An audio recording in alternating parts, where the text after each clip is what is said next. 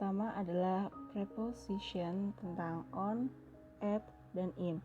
Out dan at dan in dibagi menjadi dua dalam mengekspresikannya. Yang pertama itu ada mengekspresikan dengan time atau waktu, dan yang kedua adalah mengekspresikan dengan tempat atau place. Yang pertama on dalam express time, yaitu untuk mengekspresikan tentang specific days or date, yaitu hari yang lebih spesifik. Misalkan seperti ini, let's meet up on Friday, yaitu hari yang spesifik yaitu hari Jumat atau Friday ini. Yang kedua itu adalah at, yaitu untuk menjelaskan specific hours, yaitu waktu yang lebih spesifik, misalkan jam atau saat siang, malam, sore, atau pagi. Contohnya, let's meet up at 6 p.m. Nah, di sini 6 p.m.-nya ini yang bisa membuat ini menjadi at. Yang ketiga itu adalah in, yaitu untuk mengekspresikan tentang bulan, musim, dan tahun. Contohnya seperti ini, let's meet up in September. September di sini ya, yaitu bulan yang membuat kata depannya menjadi in. Lanjut kita ke place. Yang pertama adalah on. Digunakan untuk permukaan secara horizontal atau vertikal. Contohnya seperti look at all the books on your desk. Desk-nya ini yang membuat kata depan menggunakan on, karena ini bentuknya horizontal atau vertikal itu tadi. Yang kedua itu adalah at, yaitu untuk menjelaskan specific place atau tempat yang lebih spesifik. Contohnya, I enjoy my 3 years at university.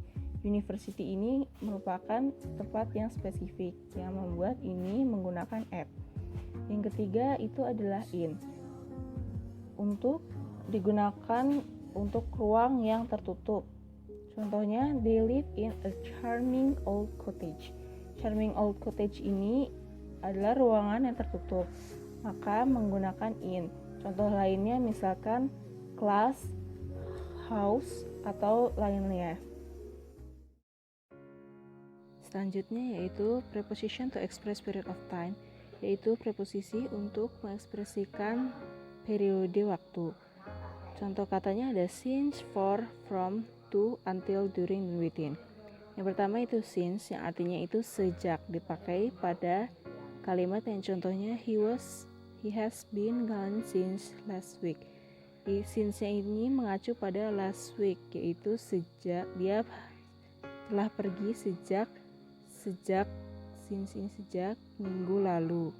Yang kedua itu for, yang artinya itu untuk. Jadi digunakan pada kalimat yang contohnya I'm going to Alaska for the summer.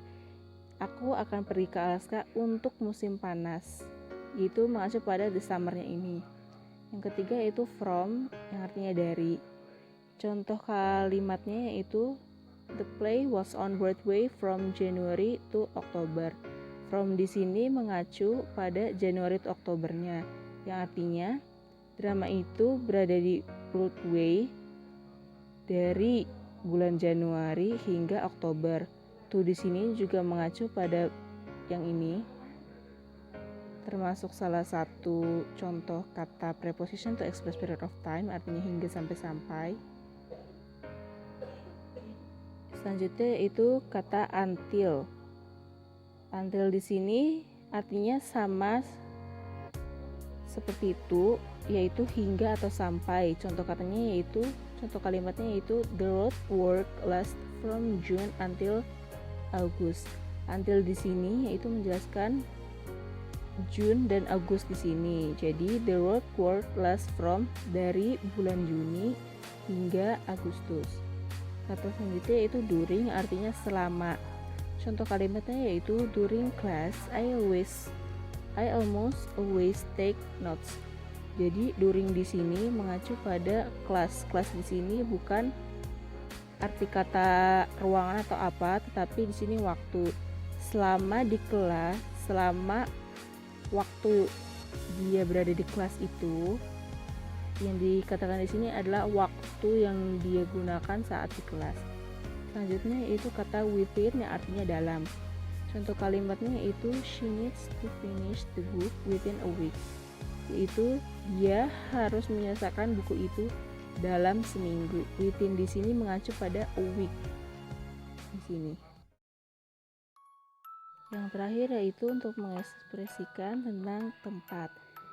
Tempat ini dibagi menjadi dua, yaitu tempat yang biasa dan tempat yang lebih spesifik.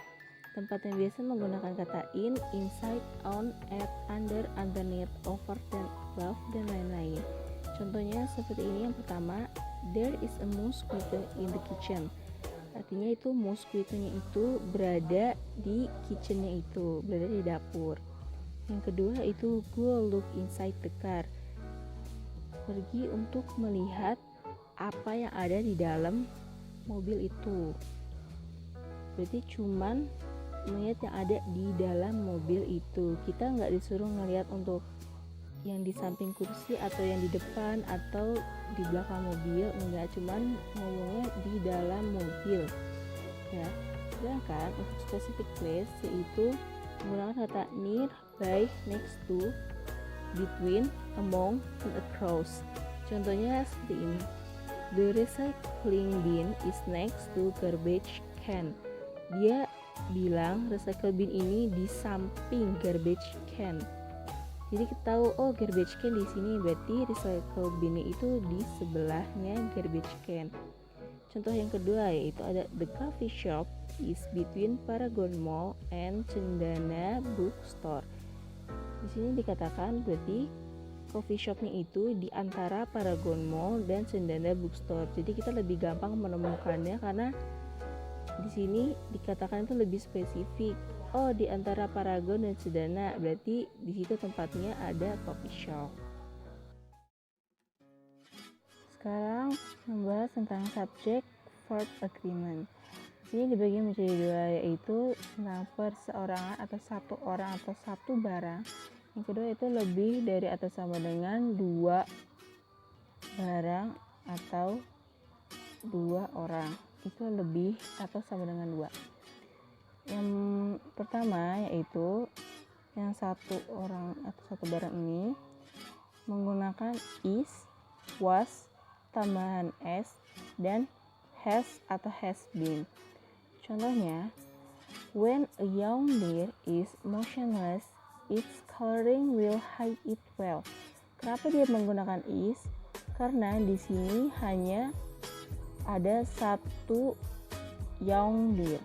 Hanya ada a young deer. Itu berarti satu hewan ini saja, makanya menggunakan is. Yang kedua yaitu each of the ice age was more than 1,000,000 years along.